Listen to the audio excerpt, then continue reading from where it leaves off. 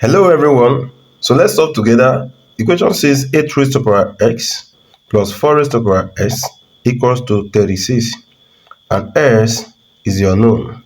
So we say solution 8 raised to power x plus 4 raised to power x is equals to 36. But 8 can be written as 2 raised to power 3 and 4 also can be written as 2 raised to power 2. That's 2 times 2, 4. Now our equation therefore becomes 2 raised to power 3 raised to power x plus 2 raised to power 2 raised to power s equals to 36. And now remember that we have a raised to power n raised to power m, which is also can be written as a raised to power m times n. Here our equation will become 2 raised to power s raised to power 3 for this plus 2 raised to power s raised to power 2 for this, all equal to 36. And the next line will be, we say let 2 raised to power s be equal to y. When we have 2 raised to power s, we are going to write y. And our equation will be y raised to power 3 plus y raised to power 2 equals to 36. And also, we are going to write 36 in two form. We are going to split 36 into two numbers in such a way that when we write those two numbers in an index form, they will have the same base with respective powers of 3 and 2. And what comes to mind is 36 can be equals to 27 and 9. And 27 can be written as 3 raised to power 3 and 9 can be written as 3 raised to power 2. So our equation will be y raised to power 3 plus y raised to power 2 equals to 27 plus 9. And this means that y raised to power 3 plus y raised to power 2 is equal to 3 raised to power 3 plus 3 raised to power 2. So here, we're going to group them according to their powers.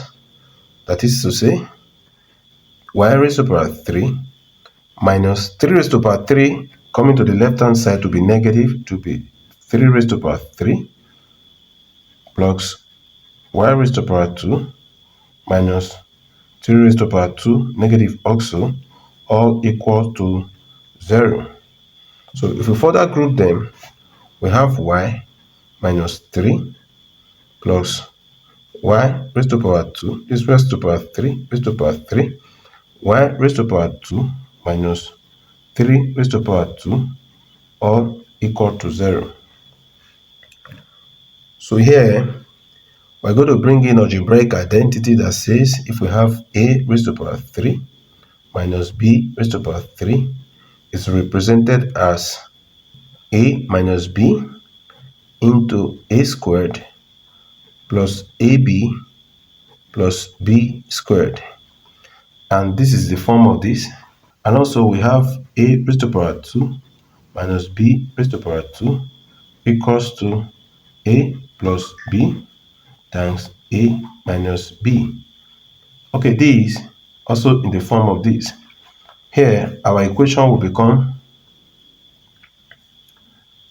where a is equal to y and b is 3. So our equation will become y minus 3 for this into y squared plus a times b is y times 3, which is 3y plus 3 squared for this first part, plus for this second part will be y plus 3 times y minus 3 all equal to 0.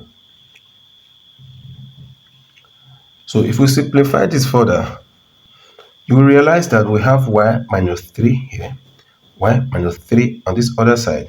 So if we decide to factor it out, it will become y minus 3.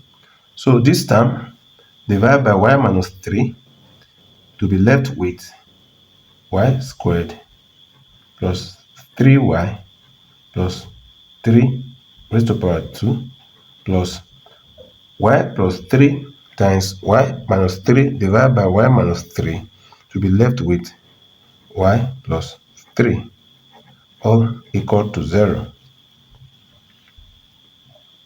So if we simplify further, y minus 3 therefore will be y squared plus 3y plus 3 raised to power 2, and that is 9, plus y plus 3 equal to 0. So y minus 3 y squared plus 3y plus y, that is 4y, plus 9 plus 3, that is 12, all equal to 0. So from our zero product rule, we can conclude that either y minus 3 is equal to 0 or y squared plus 4y plus 12 is equal to 0. From here, y obviously is equals to 3.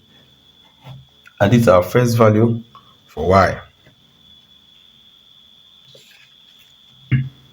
So y squared plus 4y plus 12 is equal to 0.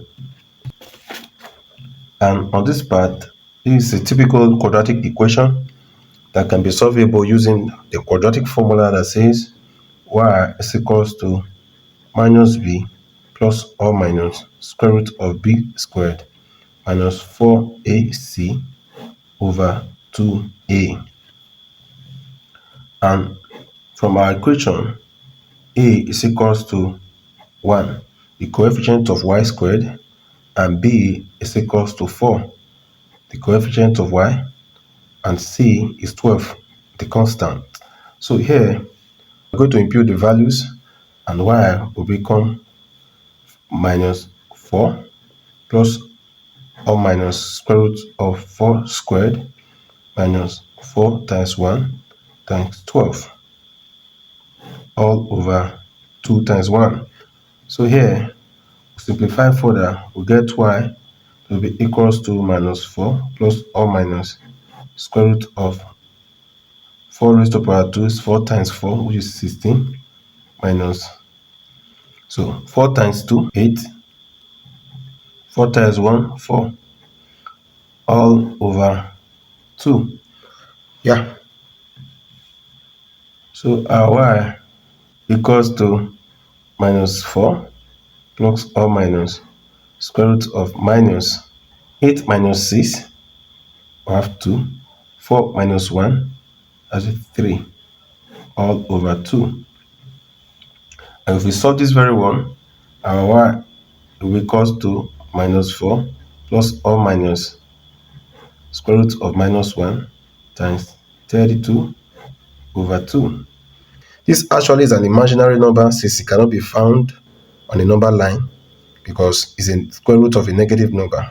So if we solve further, we'll see that y will be equals to minus 4 plus or minus square root of minus 1 times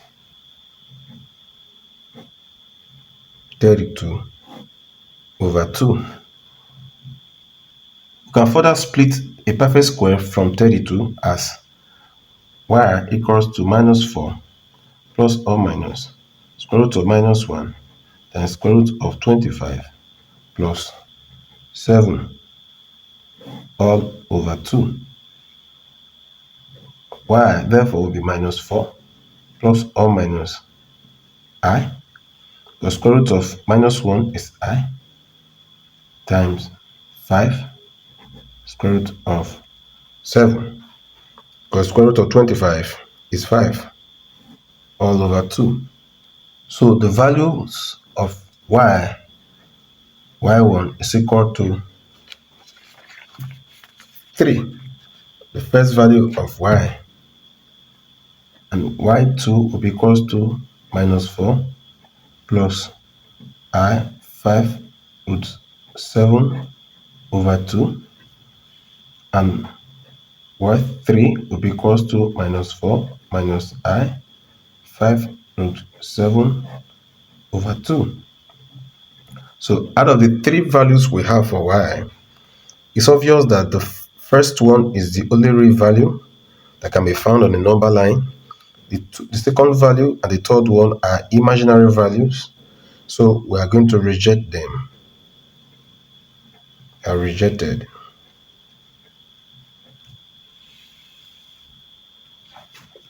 So if you recall that 2 raised to the power s was assumed to be y, since we have our y to be 3, so 2 raised to the power s will be equal to 3. So to find s, we're going to take the log of both sides to base 10.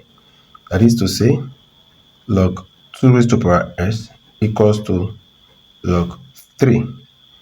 And here, if we have log a raised to the power s, it's the same thing as s log a. So our equation therefore will become s log 2 equals to log 3. And when we divide both sides by the coefficient of x, which is log 2, our equation will become over log 2 all over log 2. So log 2 will cancel out, and we have s is equal to log 3 over log 2. And again, when we have log a over log b, this is the same thing as log a to base b. So our equation therefore can be s equals to log 3 base 2. This is the only real value of s. So to verify if the value of s satisfies the original equation, in the place of s, the original equation, we'll put log 3 base 2. 8s plus 4 raised to the power s equals to 36. And 8 we have to be 2 raised to the power 3 raised to the power log 3 base 2 plus 2 raised to the power 2 raised to the power log 3 base 2 is equals to 36. And here it can be written as 2 raised to the power 3 times log 3 base 2 plus 2 raised to the power 2 times log 3 base 2 is equal to 36. And again, we have 2 log 3 raised to the power 3 base 2. The power goes up plus 2 raised to the power log 3 raised to the power 2 base 2. The power also goes up. Is this equals to 36? But when we have a base number that is raised to a power of log, and that log is of the same base, that base number and the log with its base is cancelled out, and to be left with the number. So here we are having 2 cancel log to base 2 out and 2 cancel log to base 2 out. What is left is 3 raised to the power 3 and 3 raised to the power 2. So when we bring this out, we have 3 raised to the power 3 plus 3 raised to the power 2. It is equals to 36. But if you recall, 3 raised to the power 3, that is 27, and 3 raised to the power 2, and it's 9. It is equal to 36. So here, 27 plus 9 is 36 is equals to 36. So this shows that the value of s as log 3 to base 2 satisfy this equation because the right hand side equals to the left hand side 36.